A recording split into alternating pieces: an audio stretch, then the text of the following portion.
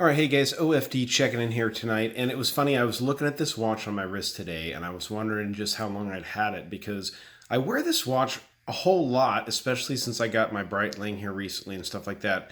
I've kind of needed just a go-to work watch that's always running and working good. This has been one of my main watches. I've had a few in rotation. I'll bring those up here in a minute and show them. But this one has been really one of my main watches. It's got some battle scars from the last, few 90 days or so of wearing it. And I'm going to kind of get into that now. This is the Steinhart, the Ocean Vintage GMT model. If you guys aren't familiar with that, I've done a video, kind of an initial review of this watch and stuff like that, going over the specs and stuff like that. But very awesome watch. Now, obviously, if you guys know watches and stuff like that, this is a homage to the Rolex Explorer, to the 165 version. Now those were a couple, I think there was a 1 and a 2, but this is basically an homage to the later version with the full 24-hour dial that is loomed. So if you're spelunking and stuff like that, you can tell what time it is, day or night. If it's 24, it's a 24-hour scale that's actually loomed. So basically it was a spelunking watch, a cave diving or a cave watch, stuff like that. So that was the whole deal behind it. Now, few different aspects of this watch. First of all is the case size. This is a 42 millimeter case from Steinhart. Pretty common size from them. This is the same size. I think it's pretty much the same case they use in their Ocean 1 series and stuff like that. Not obviously the newer 39 millimeter version, but the 42 millimeter version is very nice. And also the lack of a Cyclops. But other than that, this watch is pretty much dead on. It looks just like the 1655 from Rolex, which, guys, I got to tell you, is a $16,000 to $22,000 watch, depending on where you can find it, it's really a spectacular piece. They were made from 1971. I think they stopped production in 1985, but really cool watch, and this watch pays tribute to that. Obviously, even on the Steinhart website, they mention that. So I'm going to change the camera angle here. We'll get this watch in hand and bring it up a little bit closer and talk a little bit more about it. Talk about what I've been doing with it and how it's keeping time and stuff like that. Give me just a second here, guys. All right, guys, here we go. So I know this is an homage watch, and that's one of those things that I know bugs a lot of people, but I have to tell you guys that I just don't mind on this watch. It's done so well.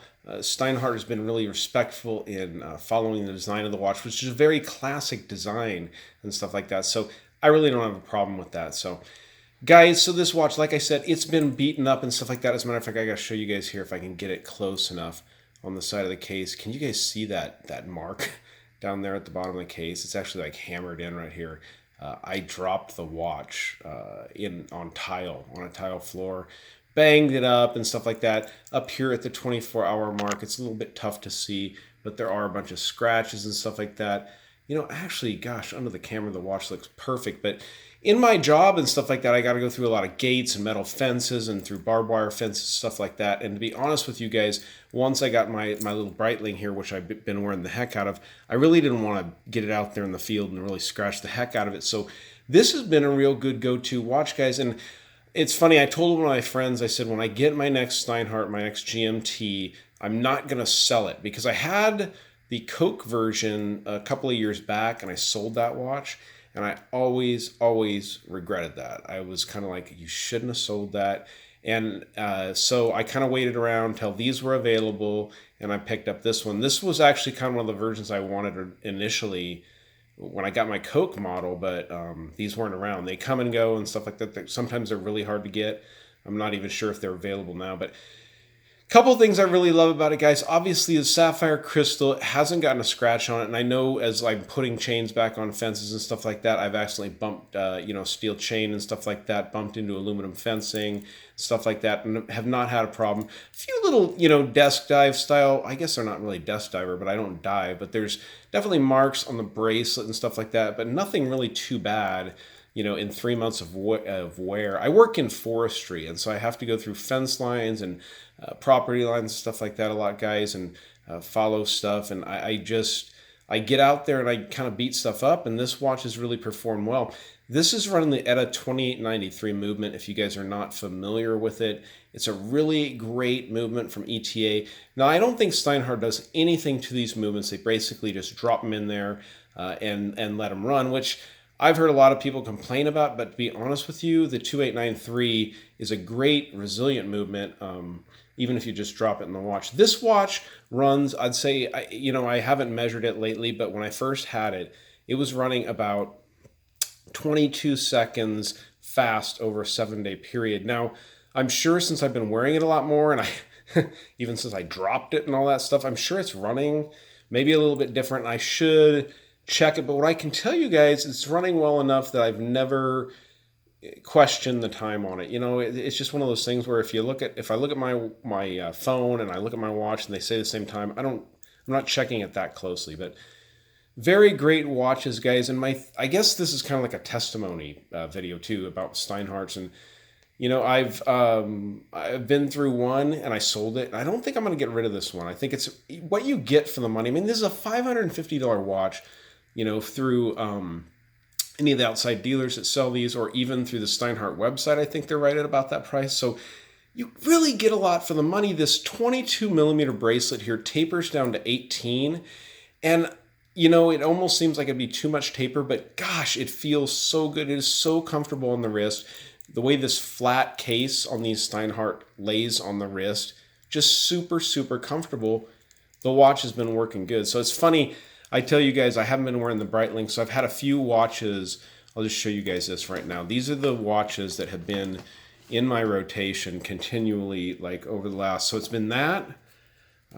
It's been my Nautis, the Trieste. That's the other one I wear the snot out of, or the heck out of, I guess, whatever, however you guys want to take that. And then this, my Reef Master from Phoebus. These are the watches that they're solid in my rotation, like all the time. And then of course my Breitling, I'll take it off and set it in there. I wear this quite a bit, but I do protect this guy quite a bit by wearing some of these other watches maybe when I'm out in the field. These are my field watches. I don't mind if I kind of bang them up and stuff like that, but they're all staying so pretty, even wearing them in the field and stuff. Look at that. There's a Trieste. This one I wore camping.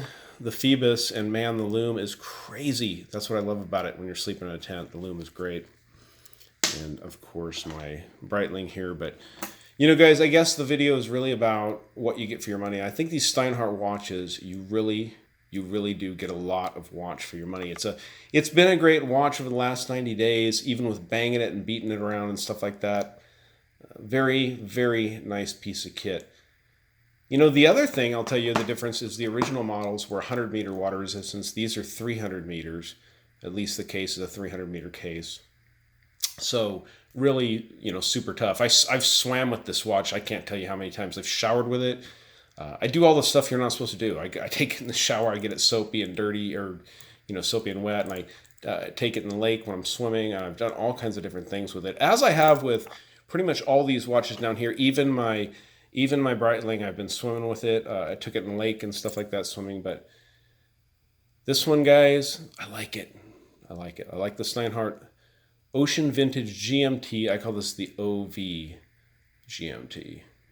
Awesome watch. So, all right, guys, that's it. I just wanted to kind of talk to you guys about the 90 days, with this watch in the rotation. Heavy rotation with this piece. I'd say this watch is worn probably 3-4 days a week out of an entire 7-day week. So definitely getting a lot of wrist time. Love the watch. You really can't go wrong with one of these Steinharts. A lot of them are tough to get, especially those 39s they're coming out with now. But if you guys can find a Steiny, I think you're doing good. So, all right, guys, if you like the video, give me a thumbs up down there at the bottom. And if you've not subscribed to the OFD channel yet, please do. Please do. All right, thanks, guys.